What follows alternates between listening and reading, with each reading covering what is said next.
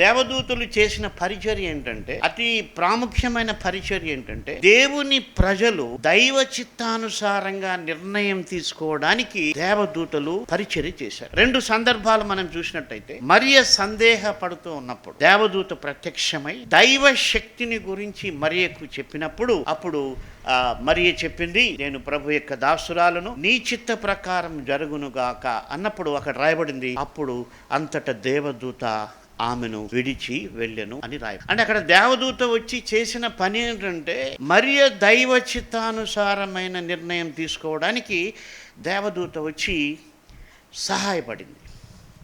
గెత్సెమనే తోటలో యేసు ప్రభు దైవ చిత్తానుసారమైన ప్రార్థన చేస్తున్నప్పుడు దేవదూత వచ్చి ఆయన్ను బలపరిచింది. కాబట్టి మనం దేవుని చిత్తం చేయడానికి దేవుడు ఆ యొక్క దేవదూతలను కూడా పరిచారకులుగా వాడుకుంటాడు.